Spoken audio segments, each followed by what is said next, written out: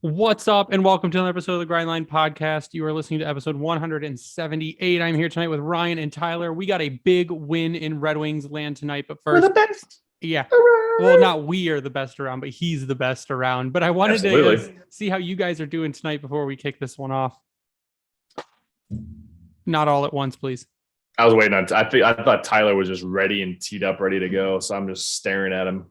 No, I'm good. I'm on the last week of softball. I can feel the weight getting ready to lift off my shoulders. Well, then I'm going to be gone for a week on vacation. So there's that. But we'll have to get a fill in for you. Pretty good. What's up? We'll have to get a fill in for you while you're gone. I'll be gone. I'll be here for next Monday as long as we record. Actually, no, maybe not. I might be leaving Monday night. So we'll see. We'll talk. Anyways, no, but I've been doing good. Got some sun. Apparently, I look like, according to someone, I can see that. A tomato right now. But I got some sweet tan lines going on. Tyler? Yeah, I got my tan lines going on as well. I think you only did that to flex. Jeez. Been playing a lot of golf. Had some personal stuff go on that I've kind of taken care of. Much happier in life, which is always a good thing.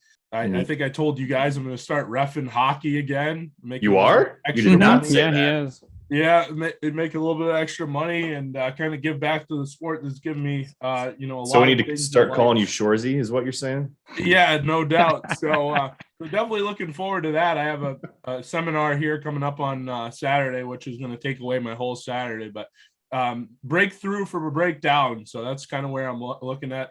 The weather here has been fucking weird as all hell. As you can hear, the allergies are killing me.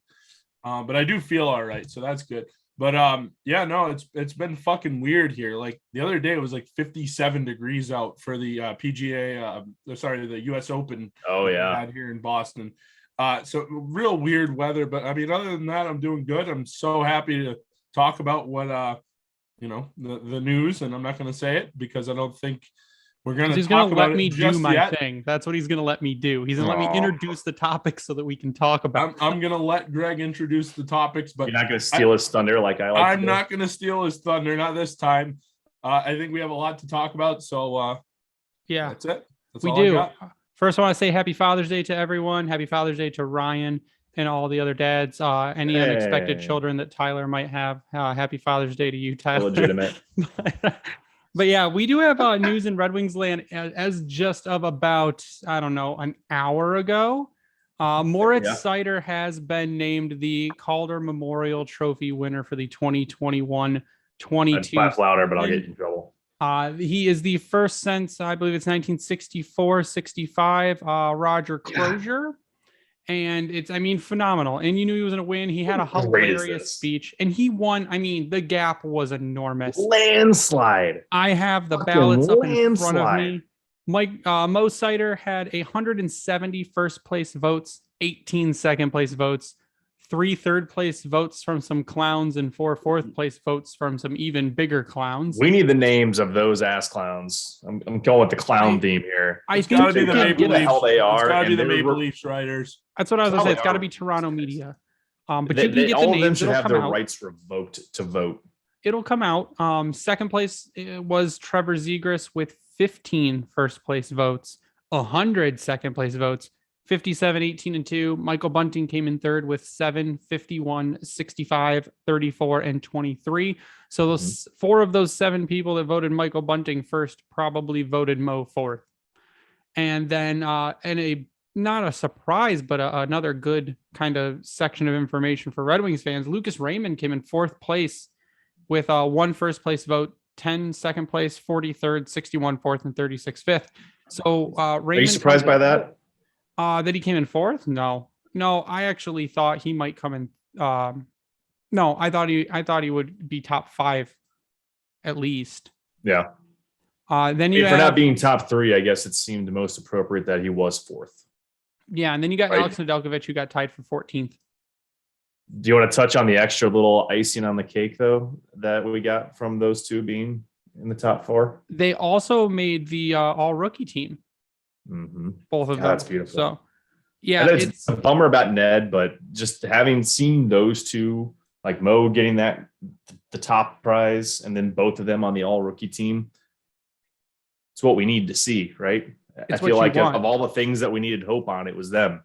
It's your They're our Luke Squidward Skywalker. future moment is what it is. And I think Ned probably would have been a little closer if he would have had a decent defense in front of him, a defense that was just not your Calder trophy winner and much else. But I mean, it's awesome. And like I said, since 64, 65, to have a winner and to start taking home like hardware. It's not the Stanley Cup. We're not in the playoffs, but it's a piece. And it's a piece that's going to help you get there. Now, he takes home the Calder now. I have a feeling within the next 2 seasons, Seider's going to be in the Norris discussion. There are going to be more awards coming out of this, especially guys like Raymond, who had a phenomenal rookie season and is going to take off. And those are 2 guys that you build your franchise around, which is fantastic. I mean, there are more. We're going to talk a little bit later about maybe some possible trade scenarios, but it's what you want to see going forward. And I'm not sure we knew coming into this season that we would have a Calder winner, but I think we knew once the season started pretty quickly that we were going to have some of the best rookies in the league. Yeah, no, it just to see this finally come to a head. I think the latest player we've had, or most recent, I guess I should say, was Jimmy Howard for a Calder trophy. Yeah, I think Howie getting was recognition, or like top recognition, I should say. Yep. So think about that for a second. Like, it wasn't Larkin. It wasn't. I mean, I can't even. Larkin was in the conversation until he hit that rookie wall. Yeah, but I mean, you just think about the more recent players. Like, you have to go back to Jimmy Howard to be like, he got screwed, and it kind of came down to the situation of like Michael Bunting, where he's too old. How could he could do that? But again, we've talked about this, where if it's a goalie, then whatever, they should get that extra little buffer of time for their age, because they come into the league typically later, more often than not, I should say. So to think that you got to go back to him, and then before that, I mean, shit, I couldn't even tell you what rookie standings would have looked like. I mean, you're going maybe as far back as Datsuk and Zetterberg time frame to really think of someone that had the same impactful rookie campaigns that Mo and Raymond did. Yeah. Now, a lot of people have kind of asked me, like friends of mine and stuff, have said, is this the most you've been excited since the days of Datsuk and Zetterberg? And I'm like, yeah, I mean, I would say that, but I also, like, I remember at the beginning of Tatar and Nyquist how excited people were, especially after Nyquist had that rookie year, and then he kind of started, I believe, in the AHL. He had no business being in the AHL whatsoever. Yeah, they over-ripened him, as we like to call it. Yeah, came up and okay, really. hold on. He was maybe one of people love the over-ripened players is a tired thing that I don't like. Him and maybe Tatar were the only 2 they did that to. No, yes. But yeah, no, I agree. Like, that's where you started really hearing that term come out, was because you saw what those guys were doing, yet they're not playing. There wasn't room for them. No, those guys, I mean, like I said, obviously not at the same level. I don't think those guys were game-changing players. However, I mean, I think at the beginning, a lot of people did think that Nyquist was going to be a 30, 40 goal scorer every year. And it didn't come to fruition. He was more of a playmaker when it was all said and done. But I mean, in terms of like impact players, I mean, yeah, this is Datsuk Zetterberg kind of thing. And I mean, obviously we're not even really at where we need to be yet, because we're still waiting on Edvinsson. We're still waiting on Bergeron. We're still waiting on Johansson. We're still waiting on a lot of these guys. And I mean, Sebastian Costa, yeah, so he won the Western Hockey League. I mean, playing right now. Yeah, I mean, they were talking owning the finals. I believe it was one of the talk shows in Detroit. Could he be in the league not next year, but the year after? And I don't see why not. Is there anyone in front of him that Costa? When? Not this year, but the year after. I think he's year, 3, but next year. I think he's 3 seasons away. I wouldn't discredit it. Tampa, if you look at the Tampa model, they had Vasilevsky in the AHL for 1 year after he came over, I believe, from Russia.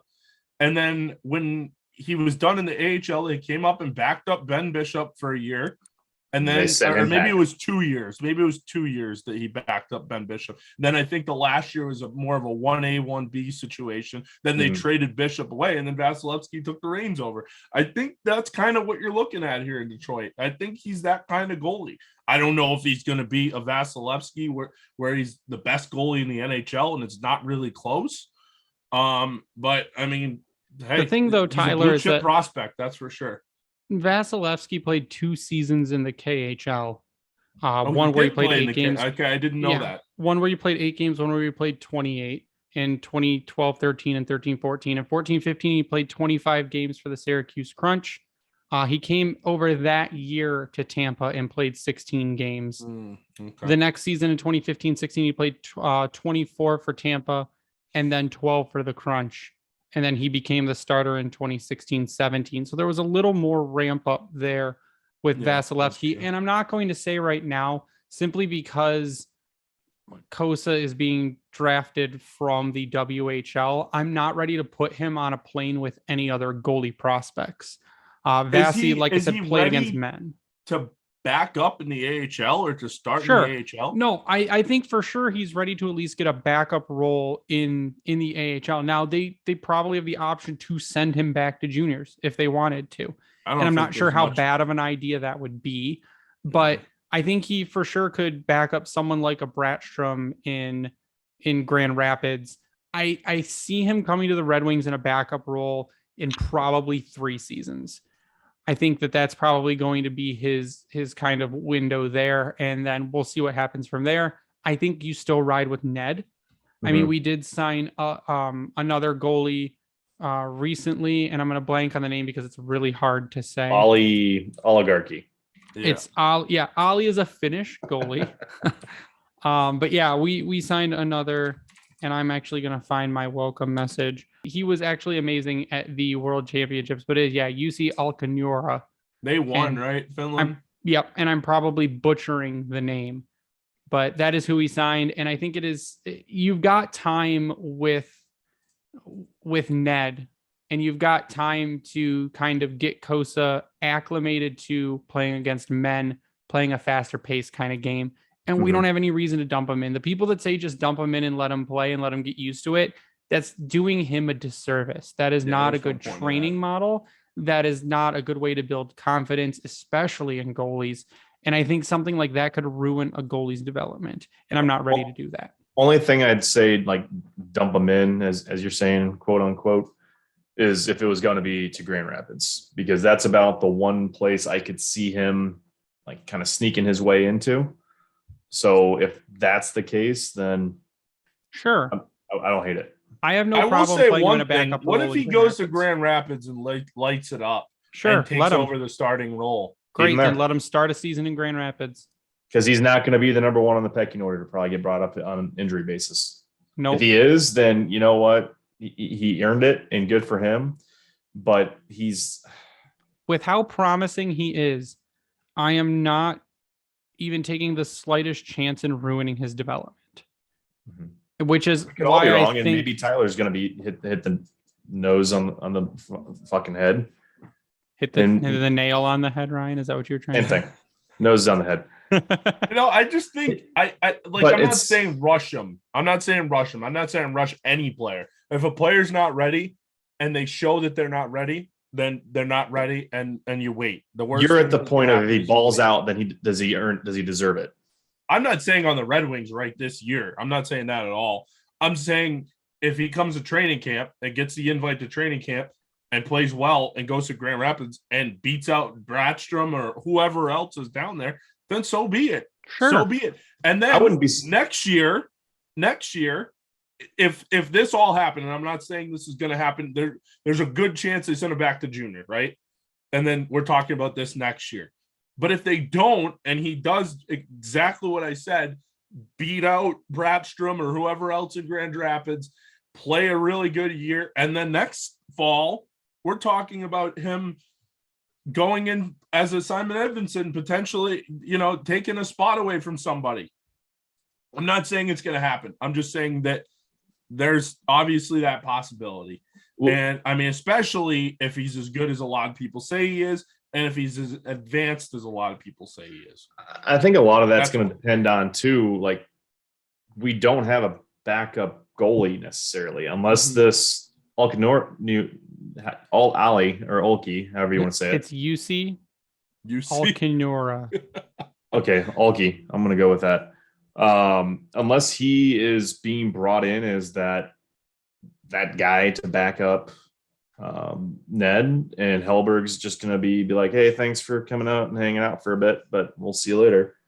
I mean, it's a 1-year deal for him, so they're not hurt by him making that leap in 2 years. So I don't think he's going to have to necessarily beat anyone out, at least the way things are going, unless Detroit signs somebody like a Holtby to a 2 or 3 year deal, and they're like, oh, we'll see what happens. Well, if you look at UC Alcanora's stats, and again, I'm sorry if I'm saying the name wrong, I've never heard it said. So Okay. I'm going off of what it looks like. He played the last 2 seasons for the Magnitogorsk Metallurg KHL team, 30 games. Metallurg Magnitogorsk. Yeah, that's what it is. 30 games played in the 2020-21 season. Time out. Of all the things you randomly know Why how do to you say, know that, Tyler? Because Malkin used to play for them in the KHL. Oh, okay. Well, Yeah. in the 2020-21 season, he played 30 games for them, had a goals against average of 1.9 and a save percentage of 93.5. And in the last season, 2021-22, he played 36 games, had a 245 goals against and a 917 save percentage. Like I said, he was very, very good in the World Championships. They won gold. He's 31 years old from Helsinki, Finland. I mean, it's kind of the same kind of signing as Hellberg. Hellberg had, I think, better stats than him last season, but it's what you take a chance on. I think there's not really any chance that he's worse than Greiss, or at least as inconsistent as Greiss, but you get him on a 2-way deal. I mean, you can, if he starts in Grand Rapids, whatever, if he comes to Detroit and is the backup, whatever, it's whatever Stevie decides to do as a backup goalie situation, but I don't think he wants to overpay for a backup. I mean, the Red Wings, as it is right now, look like they're going to have a hard time hitting the floor for cap. I think we're going to be like 14 million from the floor in cap. So it'll be really interesting to see what happens there. But I don't think for Kosa, like I said, I think he's 3 years out from a backup role in Detroit. And like you said, Tyler, if he comes in and he just dominates and becomes the Grand Rapids starter during the season, because I don't think he's going to get that starter role right from the beginning in Grand Rapids if he does go to Grand Rapids. But maybe the next year you start him full-time in Grand Rapids, and if there is an injury, then you bring him up in kind of like here's a taste, here's what it looks like kind of role. But I'm going to be as cautious as possible with him because he is drafted very highly. There's a lot of expectation for him. With a goalie, there's a lot of room for error. And once their mental state is blown, I feel like it's a lot harder for them to recover. So I'm going to give him as much time as he needs to develop. But I want to go back to Mo. I was going to say, for reference real quick, to your point about hitting the floor, Detroit, their projected cap space going into this offseason is $35.77 million. Yeah, we got to make some signings. Really, it's going to be about 31 because technically Fabry is still on IR with cap friendly. So I'm not sure if that's included in the cap hit or not. But yeah, they've got things to do. Yeah, a lot of work. There's a lot of papers to sign. And now we're going to see who's getting traded their way. Sure. But I want to finish up with Mo real quick before we move on to our next kind of subject here. Moritz Seider ended with a 2021-22 WAR percentage of 95%. I can't believe we're only paying this guy like $900,000. One more year. His EV offense of 88%, an EV defense of 76, a power play percentage of 91. His primary assists are to 70%. I mean, this guy is just all over the charts. He's an amazing player. I like the 92% competition rate. Yeah. I like his pass entry of 81%. I like his carry exits of 86%. His retrieval exits of 82%. His carry with a chance to score at 97%. So Mo just all around. And there are a couple things where someone had asked, like someone had mentioned the areas that he'll improve on and he'll be amazing. Like, well, what does he have to improve on? He's like, perfect. It's like, no, there were some times where he got beat, where his reaction time was a little slow. And there are chances he probably should have taken to shoot the puck. And we had talked about this several times, and he deferred or he waited. And I think once that comes up, because Mo, I think hands down, has little work to do on the defensive game. I think once that happens, once he tightens that up and he just focuses some more on offense, you're going to have even more of a dual threat guy that's going to be extremely dangerous, especially with someone like a Simon Edvinsson. You're just going to be, or you play, like we said, play Jake Wallman with him, and they're just shooting pucks all over the place. So I think that Mo Seider, like I said, I think he's going to be in the Norris conversation in the next couple seasons, but he's got room for improvement, but it's little things. It's nothing crazy, nothing that's going to ruin games for you, nothing that's going to cost you wins. I did not see many stupid mistakes by Mo Seider. I just saw a few rookie mistakes. Yeah. And that's going to come. I mean, you got to think that for how much he was playing, he seems like an Iron Man, where you don't think he's really necessarily tired, but you got to think he was worn down by the end of the season. This year. Yeah. And then he went to play in the Worlds. Yeah. He crushed it in the Worlds, no less.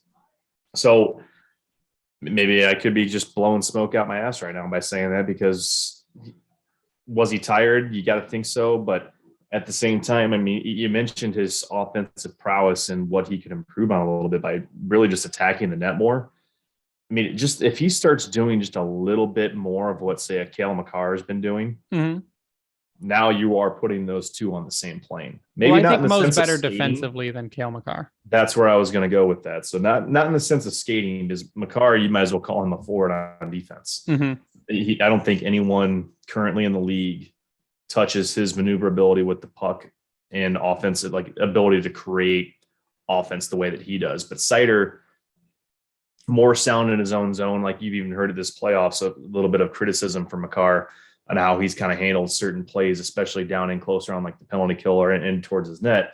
But that also could be some fans just trying to nitpick, because it doesn't take away anything from what he can do defensively.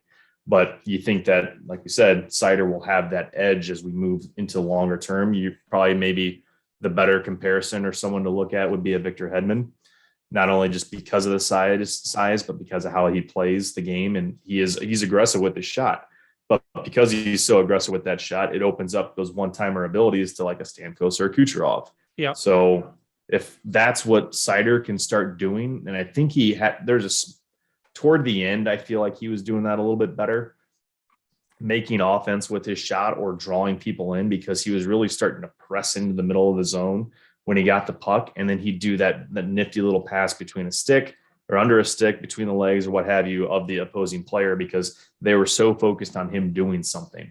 So it's exciting. Yeah. I'll tell you one thing, watching these Stanley Cup playoffs, obviously the game is just as fast as it gets, and we can debate whether that's a good thing or a bad thing.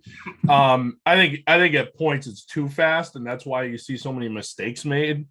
But I mean, at the end of the day, if the game is going where it's going, I mean, Mo Seider, who better to have than a guy like that on your side? So I mean, the fact that he's a rookie and now going into his sophomore year, he's got to take another step forward. I'm not saying he's got to take the Adam Fox step where he wins the Norris Trophy in his second year, which would be insane. I could be wrong about that, but I believe he did win the Calder. Sorry. Listen, Tyler, I don't want to be second year. I don't want to be featured on next year's Red Wings award compilation videos saying there's no way Mo's going to win the Norris next year. I will and then not. He wins I it. will not say that there's no way, because with Mo Seider, I think if there's something we've learned, every time you think that maybe something's not going to happen, there's always a chance. So I'm not going to throw that out. But I mean, as a rookie, you can't really ask for more in terms of where the game's going. I mean, you can't really ask for a better player going forward, especially at the defense position. He's fast, and if there's one thing that you've learned from the playoffs is you have to defend a guy like Nathan McKinnon or a guy like Connor McDavid to win the Stanley Cup, and that's not going to change, by the way. So, I mean, hell, who knows? With a guy like Evanson coming in, maybe that does put him to a new level of frees him up defense. Yeah, and putting him toward that Norris conversation in year 2, and that could only have us then this time next year talking about Evanson potentially going up for Rookie of the Year. So book it, Red Wings media. If you have to do a video next year about the Norris, we've got Mo. Mo is probably going to be in the Norris discussion next year. So you can clip this little section and just throw it in your video when you do the whole "I told you so" things. We're on your side. Mo for Norris 2022-23. Start the hashtag, Greg. Yeah, I'm going to start it now. Let's start it tonight. But I think we're going to move on to kind of a little bit. Just to stop you. Yeah, Adam Fox played 1 year with the Rangers in 1920. And then Michael Bunting played in 1920. He won the Calder or the Norris Trophy. So I think you mixed it up. Second year. Michael Bunting played in 1920, Tyler. That's when he was playing with the original 6 teams. Mm-hmm. But we're going to go into a little bit of tinfoil hat time, guys. You ready? No, I'm not. Ting, ting, ting, ting. All right. So tinfoil hat. The Red Wings did a kind of a video they called "To Mo from the Boys," where they had the guys congratulate him on his Calder win. And there were 2, I think, what we would call unsuspected faces in the video. The most random possible thing. Random. So it's like, here's we got Yzerman statements, we got Illich statements, we've got Lucas Raymond doing congratulations, and then not Nick Lidstrom. Not Nick Lidstrom. We're not going there. Not Pavel Datsyuk, not any really recent Red Wings alumni. You have Dominic Hasek. Who for no reason should be doing a congratulations video for a Red Wings player. You know what else we have? A vacant goalie coach position. Huh. You know who else was in the video for no reason at all, seemingly? Sergei Fedorov, who has been rumored for the Detroit Red Wings head coaching position. Why are these people in the video when you call them the boys? They have no affiliation to this team, but it says from the boys. Yeah. So now time out. So because he's European, I get it. We talked about no Lidstrom, no Cronwall, no other European Red Wings defensemen. Like, is it may be because they're in Europe? Like, I mean, but Fedorov's in Russia, right? Was there any connection with them at all to him, like on Swedish teams? No, I don't. I see nothing. I see no. My thing is I see no reason. All right. No reason at all to include Dominic Hasek or Sergei Fedorov in the congratulations to Moritz Seider video. Makes zero sense to me. It already threw Nolan into a Always Sunny Charlie moment where he's connecting fucking strings all over the place and chain smoking cigarettes. He's not going to be able to sleep. But I already tweeted it out too that they're coming as coaches confirmed. I don't understand, because and unless they did it on purpose just to drive the fan base absolutely insane. Knowing Steve Yzerman, it would happen. That's what it's going to do. It is going to drive Red Wings fans absolutely insane. And Brandon texted a little bit ago about that. What time did he text us?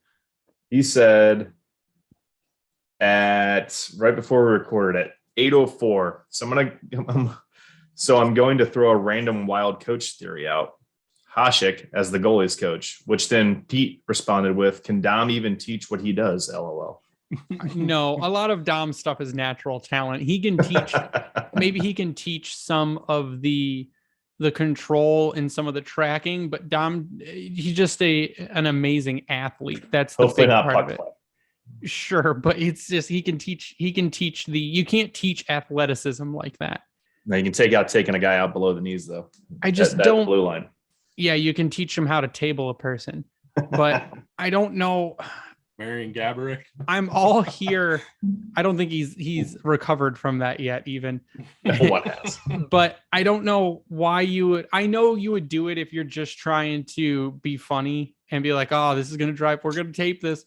I'm gonna ask Sergey to do it. Congratulations to Mo, and it's gonna drive everyone nuts because that's what I do. I'm Steve Yzerman." You think that it would be the social media team just being like, these sons of bitches fucking around with people? Oh yeah, that's my hope. They see everything. They do. Personally, they're watching stuff and listening to comments. Like, personally, I love Sergei Fedorov, one of my top 3 favorite Red Wings of all time. Actually, probably one of my top 3 favorite hockey players of all time. Should have wore his jersey for this. Even one. Not on the Wings. Yeah, I should have. The thing about Fedorov is I don't care if he's the coach of the team. Retire the fucking number. Stop. Oh, we're not going there, Tyler. Retire the number. We can save that conversation. We're on the same page there, but we can't go down that rabbit hole. Yeah. So I think anyways. I think we're gonna end the Mo Calder conversation with the quote from Steve Yzerman, which is extremely high praise. Moritz had a tremendous season for the Detroit Red Wings and is very deserving of the Calder Memorial Trophy. He played his way into the role of a top pair defenseman in the National Hockey League as a 20-year-old, which is extremely difficult to do. He had a profound effect on our team during his rookie campaign, and we look forward to his continued development. That is Steve Yzerman, Executive Vice President, General Manager of the Detroit Red Wings. And I mean, you don't get much higher praise from one of the best players to play the sport than that, and it's just going to continue because it's, I mean, absolutely amazing what he's done this season and what it looks like he can do going forward. Well, the second part of the podcast tonight, I want to talk a little bit about trades, but first I want to talk about balls. Growing out your playoff beard, let that thing loose up top, but our friends at Manscaped are here to help you avoid a jumbo Joe downstairs. Poor Joe. The global leaders in below the waist grooming want to save your hockey pucks from a slap shot. In crunch time this playoff season, 4 million men worldwide trust Manscaped to prepare them for the Stanley Cup. Join them and go to manscaped.com for 20% off plus free shipping with the promo code GRINDLINE. Shaving your balls starts with the perfect package for your package, the Performance Package 4.0 from Manscaped, which we all received. We all love. It makes shaving a breeze. You are not going to leave your shower looking like the movie Carrie. It is going to be Carrie, you know? Oh, Carrie, dear God. It's not going to look like The Shining coming out of your bathroom where the elevator doors open and it's just a giant fountain of blood everywhere. It is going to trim you up. The 400K LED spotlight for when you need a more precise shave gives you all the kind of angles and vision you need down there to get the job done. It also comes with the Crop Preserver anti-chafing ball deodorant to keep your balls sticking to your legs from end to end. No one will be chirping you anymore. And it's just, I mean, they come with these mats too. Did you use the mats? You put them on your floor. You put them on your floor. It came with a package of them. They're disposable. You put them on your floor and you shave, and then you pick them up and throw them away. Is that what the paper was for? Yes, without having to vacuum your floor, get yelled at by your wife. I thought the paper was just like a joke to read. Nope. I was just kind of skimming through it. No, Ryan. Really? Yes, it is a mat, so you don't get hair all over the place and get yelled at by your wife. I've got it on the back of the toilet. That's even better. I had no idea. Or shower, you just wash it down the drain, but then you got to buy Drano all the time, and no one wants to do that. The Crop Reviver is a spray-on toner for your balls. It's made with soothing aloe and witch hazel extracts that will give your balls a boost. The boys will be buzzing with this Stanley Cup lineup from Manscaped. The Weed Whacker is also sweet. If you've got ear hair and nose hair, it's just going to shear that bitch right off. It is going to be amazing. And it's always a problem. I feel like I get self-conscious because I can grow the beard out, but then sometimes like your nose connects to the mustache, and that's not always great. I don't know how this feels, so Yeah, we talked about Ryan's lack of ability to grow facial hair. yeah, that's great. But again, you can get 20% off plus free shipping with the promo code Manscaped at manscaped.com. Go there, use it, is amazing. Their body wash is now like the only stuff I will use. It comes in a huge aluminum can with a pump that puts out like the world's largest amount of soap onto your hand or your scrubber or whatever you're using. It smells great, and a little bit of it goes a long way, which is my problem with a lot of other body washes is you have to use like half the fucking bottle to get any One kind pump. of lather. One This pump. one pump and you're more than good to go. You'll be rinsing out whatever you use to wash yourself for like a fucking half an hour to get all the residual soap out. But again, 20% off plus free shipping with the promo code GRINDLINE at manscaped.com. Don't be a goon fighting your bush with the wrong trimmer. Choose the right tools for the job this playoff season with Manscaped. There you go, Manscaped. We love you. But again, we would love all of you even more than we already do if you go and use our promo code. That helps us out a lot. Sponsor Mo with his hair. Yeah, Moscaped. Under contract. That's what we're going to call it, Moscaped. So if you guys were following us today at all on Twitter, which this caused a ton of discussion. I missed it, so I'm glad I'm here now to talk about it. Yeah, this has been batted around a little bit. There have been articles by different media sources and media sources inside of Chicago, some saying this should happen, a lot saying it shouldn't because they don't want it to. But I had asked everyone to put together their best package to land Alex DeBrincat. Alex DeBrincat is apparently on the block. So say some people. Chicago is probably in a complete full rebuild. People were saying maybe you can expect a Jonathan Taves trade or a Kane trade. I don't think that's happening. No one wants those contracts. No one wants those contracts. It's a $10 million contract you take on for a year. Well, yeah, but it's only one. Are they both expiring this season though? Mm-hmm. I think they both have one. Yeah, they both have one more season left because they signed the contract at the same time. Well, they've got two contracts they can retain salary on. So I would almost guarantee you they are both flipped at the deadline, if not sooner. So what you're telling me, they don't want to be half. Sure. What you're telling me is that Chicago wants to go scorched earth and is going to get rid of everything good in their organization to restart their rebuild now. They should. They should, but for what they have currently, like they'd be idiots not to. I mean, they've got a defensive core there that they can. Hold on, I have to interrupt you with this special news bulletin from Max Bultman. Moritz Seider says Dylan Larkin and members of the Red Wings front office, including Yzerman and Chris Ilitch, flew down and surprised him in Tampa. Larkin sat with Seider during the ceremony. I did see Larkin on there, so that was pretty awesome. That's too cool, though. But Stevie and Ilitch both showed up. That's cool. So that shows you, I think that shows you Chris Ilitch's commitment to this team. I don't think Chris Ilitch could give less of a fuck about Tigers. No, he's already made that abundantly clear by how they performed this season. But I think Chris Ilitch really cares about the Red Wings. So I believe you. That's cool. But back to the Hawks. Like, I mean, they've got, I don't want to say they have a core, but they've got younger players there that can make this a good team. Now, do I think that you need to get rid of both Kane and Taves? That's hard.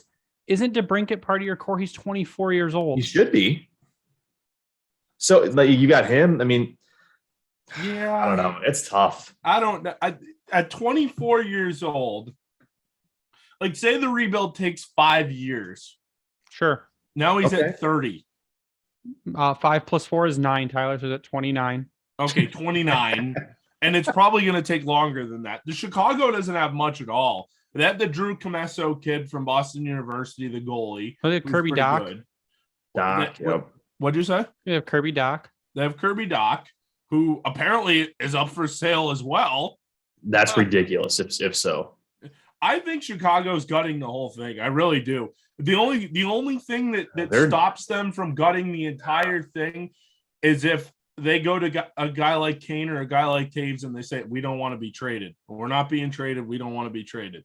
And I mean, they both that have a kind no of move screws clause, them so- over a little bit because, I mean, I don't know. The got whole 5 thing with words for Chicago is I feel like I've listened to a couple like podcasts and a couple people that have talked about the Blackhawks, and they kind of say, well, why not? If you traded Brendan Hagel already, why not go all in and trade DeBrincat and Doc and Taves and Kane? I mean, next year is the Shane Wright draft. So, I mean, or sorry, the Connor Bedard draft. Yep. So, I don't know. I mean, that's putting all your eggs in one basket.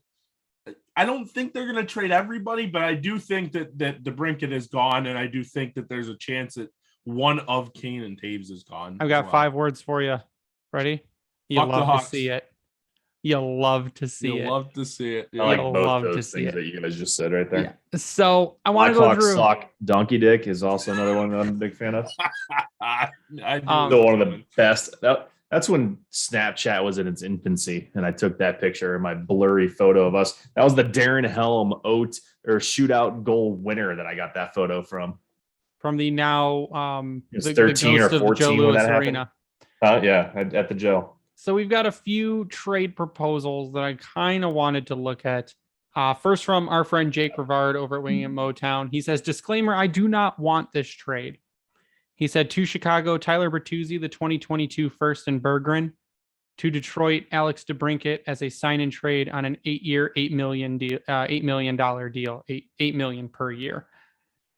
Chicago gets a draft pick, prospect, and player they can flip. Detroit gets their 2C solution. I would not play DeBrincat at a center. I'd play him at wing. If I'm giving them Bertuzzi and Berggren, I'm not giving them a first. I'm giving them a second. What I told him, what I countered with on this one was Bertuzzi, a 2023 first top 10 protected, and a defensive prospect. So not Berggren, but maybe a Johansson, maybe a Wallander, someone like that. See, but the thing about that is like, if DeBrincat is your guy and you think that he can come in and score 30 goals, he scored 40 last season for the Hawks. 30 or 40. I mean, that guy's, he's a goal scorer. If you think that he's the guy, then why not trade Berggren?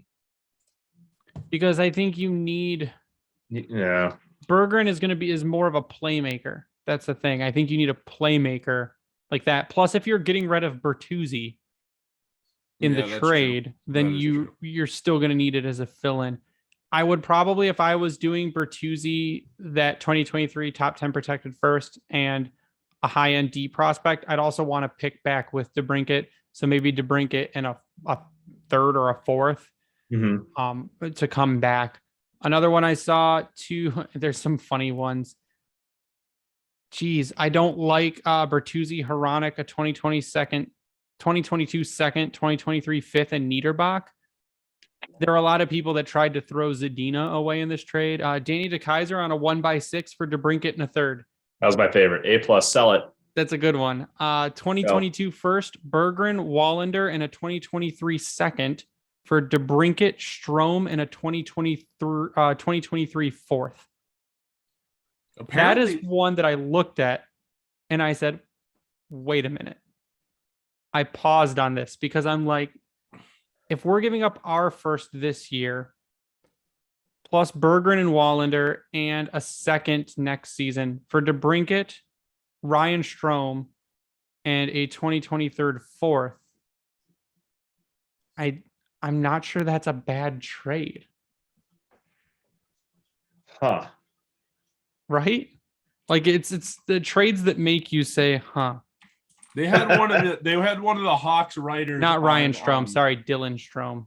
Yeah, Ryan's in New York. They had one of the Hawks writers on NHL Network Radio recently. I think it's one of the top Hawks writers, and he was talking about how they tried to trade Dylan Strome at the trade deadline, and there's a chance they just might not tender him and kind of let him become a free agent. You think so? Apparently. Well, then you have the other half of this trade conversation, people saying they would not trade for DeBrincat. They don't think he's that good, that he is overrated, and the only reason he scored that much is because of Patrick Kane. Okay, then put him on the wing of Dylan Larkin or Bertuzzi. Hello. I said put him on the wing of Dylan Larkin and on a line with Lucas Raymond. Look what a guy that had no NHL experience did in Lucas Raymond with Dylan Larkin. Now you take a guy that's got a couple of years and has refined his play, has been doing this since we saw him in the U.S. national development team. Hello. If you think that Patrick Kane is the only person that can feed pucks to him, you're out of your mind. God bless you, but you are out of your mind. That's not to say that Kane is not a main reason for DeBrincat. Like, we know that Kane is one of the top playmakers in hockey, but shit, man. People said the same thing when Panarin left Chicago. Yeah, sure. Remember when Panarin got traded to Columbus, and they're like, oh, now Panarin's not going to be anything because he doesn't live in the shadow of Patrick Kane anymore. Well, yeah, sure. I mean, Panarin had some of his best years with Columbus, and Panarin now he's told everyone to fuck with off. The Rangers, other than the playoffs struggles. So, apologies, real quick. I was thinking just Team USA in general, not the national development team. He was at the national development program, though, wasn't he? No, he was on the U20 and then the World Championships. He's from Michigan. He's got the Michigan ties. Farmington Hills. He is on Jay Fresh's WAR cards. 97% WAR. An 89 EV offense, 51 EV defense, 74 on power play, a finishing of 94%. His goals per 60 percentage is 92. His primary assists per 60 is 67. 98 just think on, if 98 on penalties, 92 on setting him up. Like, I don't understand. Like Dylan Larkin. Dylan Larkin is a phenomenal passer. Lucas Raymond, we've seen, can be a phenomenal passer. Mo Seider, one-timer setups. They need a constant finisher. Now, Lucas Raymond could be that finisher. Lucas Raymond could be a 30-goal scorer next season. I think he should be. He should be a 30-goal scorer next season. Mm-hmm. But if DeBrincat could come into the Red Wings and score 40, but there are people like, he's never going to do that again. It was a fluke. Why? Why do we automatically say stuff like that? Like, because we have not everybody in our fan base, but there's a lot of people in a lot of fan bases that are negative Nellies. And I mean, none more than our fan base. So, I mean, a lot of people think it's a fluke. I don't think so. I mean, the guy has showed at every level that he can score goals. So I don't see why he couldn't. And then the same thing with DeBrincat. So, yeah. I think that a package for DeBrincat could look something like a 2023 protected first, a Tyler Bertuzzi, and a prospect like a Johansson or a Wallander. I don't think you could go as low as a Jared McIsaac, but I think that's kind of what you're looking at, because they're reportedly looking for a first round pick, a high end prospect, and a roster player. And they're going to want a top 6 roster player because they're replacing their scorer. So, yeah, I don't know if Chicago will want to go with the protected pick route, mainly because they're going to want to try to speed this up as quickly as possible. But I mean, I guess the first is a first, and for how deep drafts, at least the first and second round, seem to be getting, I could see them maybe buying off or going with it. And I don't know. Here's my question. Part just seems like it wouldn't happen. And this is about maybe to both of you guys. Are we better off trying to go after Kirby Dach? Is that the better Chicago player to go? I'd be all for that in a heartbeat. So why not up your offer and get DeBrincat and Dach at the same time? Yeah, but then is that 2 firsts and a roster player? Would you do that? That makes you good now. I mean, Dach is what, 21? Yeah, he's a young guy still. You're losing a first round pick for but is he going to be that guy that becomes your first line center? Even if he's that guy that becomes your second line center, I think it'd be guaranteed he'd become your second line center. And what you're going to try and do this draft is draft your second line center. So then you have 3 guys at center, ideally, that are not necessarily that top player. Like Larkin's that fringe top guy. We've argued this before. Like, you can't say that he's not a 1C, that he couldn't be that on other teams. Yep. But you basically would have 3 of those. And honestly, who's your third? Well, if you've got whom, well, you said DeBrincat. DeBrincat's not going to be a center. He's going to be a wing. I'm sorry. I take that back. It'd be Doc, Larkin, and then whoever you draft. Sure. But I think if you did this trade, then you could take a winger in this draft. You wouldn't have to worry about center. So no, because Doc fits that immediate need. Yep. And now you're set for the next several years. And now you can go, you bring in a Vince Trocheck, like thinking near term, but then you could maybe land another guy in the next couple of years that comes out as a UFA at 27, whatever. And then now you make that run. See, but here's the thing. They make a move like that, and I'm not saying it's going to happen. I think it's a pipe dream that they get one of them, let alone both. Maybe not the Brinket. The Brinket, I think I could see it's a possibility. The one thing I kind of like, they have a new general manager there. Mm-hmm. Did they name one yet, actually, the Hawks? Yeah, I forget who it is. Okay. Yeah, it's a guy I've never heard of. Regardless, okay. Is he going to trade with Detroit? Calder. I know the rivalry is not what it once was. Is he going to trade with Detroit? I don't know. Yep, because we're not in their division anymore, so it doesn't matter.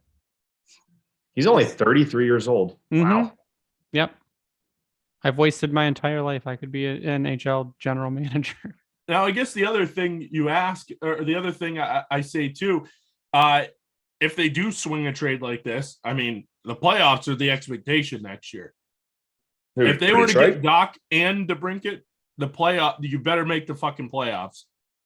I don't know if you have to make the playoffs, but you better be contending. And what I mean by that, by contending, is you are pushing for a spot, whether that's wild card, third in your division, or what have you. Like, that is, you are showing that this season being a bottom 5 to 7 team is not good enough. And if you do that, heads should roll. However, it's going to be a new coach, new coaching staff, I should say. Yeah. And if you bring in guys like that, I still think you have to make one additional big move on the forward, actually not on the forward front. You'd actually be then you would just turn all your attention to the defense. Yeah. And they've got the space to maneuver that. Because, I mean, right now, is Doc going to be commanding anything? I don't know. He is an RFA, so you have those rights. You've got DeBrincat locked up for one more season, so you know that he's going to be expecting a payday.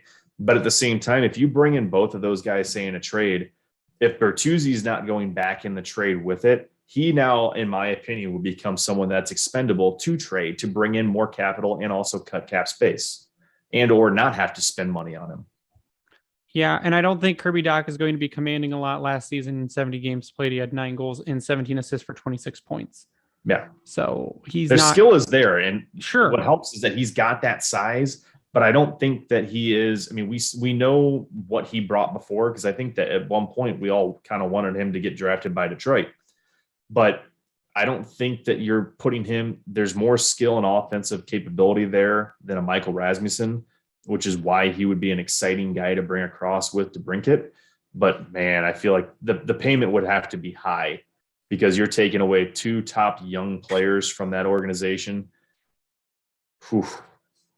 I don't know. I guess I look at it that if you were to trade a first round pick for someone around Kirby Dach's age, I think that's okay, because it basically be what you would be drafting anyways, just a couple years older.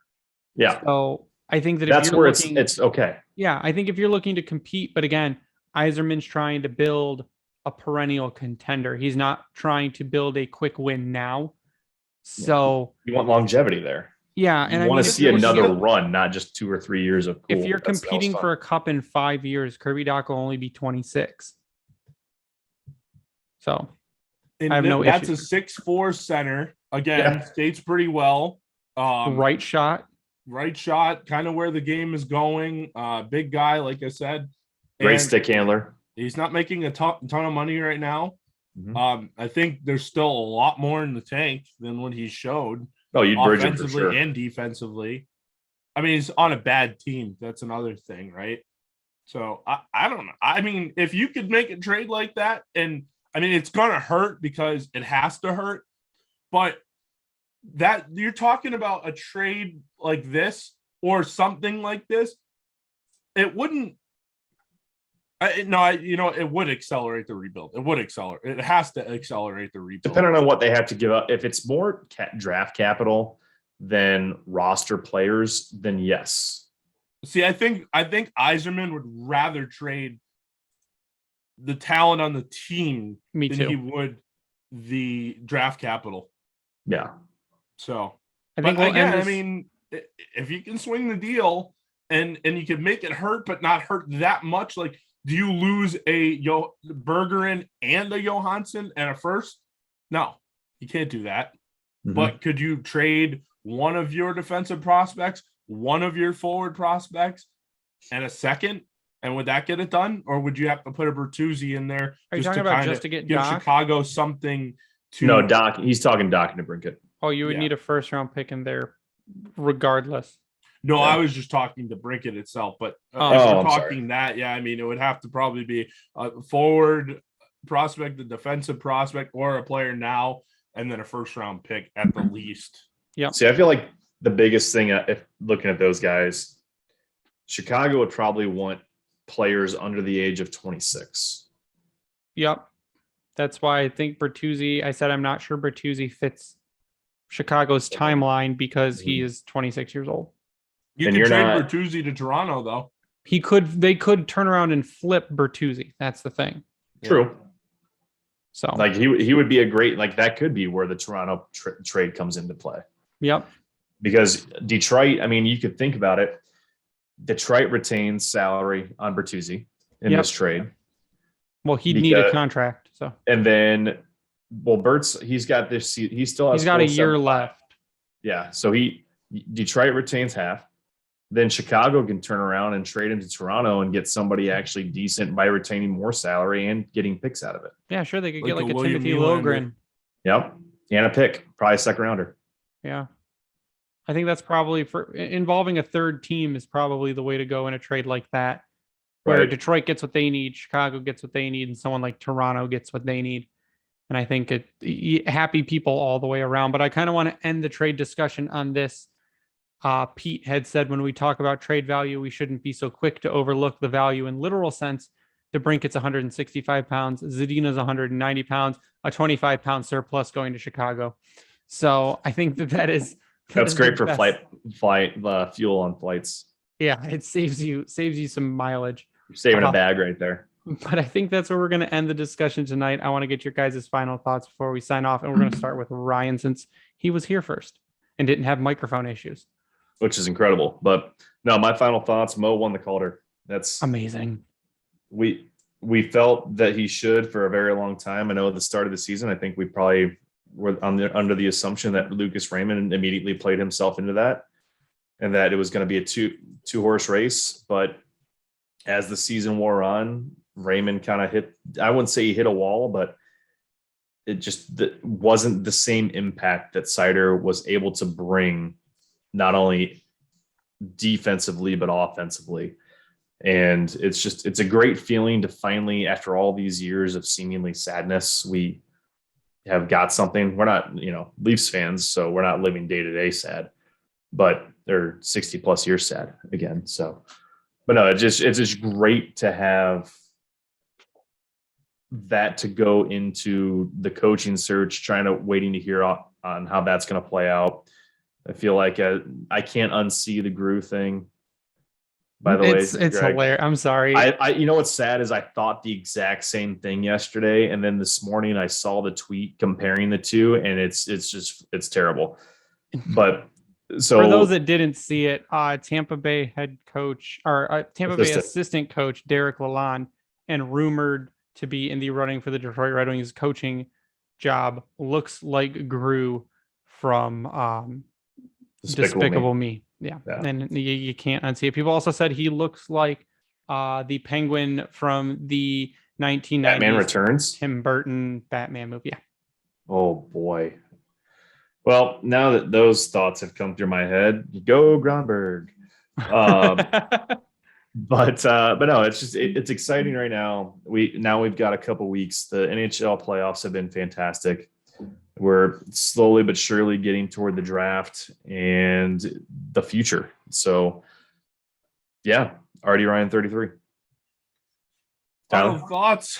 Mo has won the Jeez, you're gonna just copy Ryan's. Mo has won the Seider. Oh, that's exactly what I was gonna say. Mo has won the Calder, so now we can focus our attention towards a new head coach, and the draft conversation, which is actually a lot closer than we think. But yeah, I mean, there's a lot of good things happening in Red Wings land. Like I said, I mean, obviously it's still going to take some time, but there's a lot of good hockey coming in, down the line here, and a lot to be excited about. So you can follow me on Twitter at SealDog91. My final thoughts are Fuck the Avs. Go Avs. My final thoughts are congratulations to Mickey Redmond on being inducted into the Michigan Sports Hall of Fame. That just happened this past week too. But you can follow me online at Bringing the Wing. You can follow the Grindline Podcast online at Grindline Pod. You can check out our website, grindlinepodcast.com, to stay up to date on everything we do.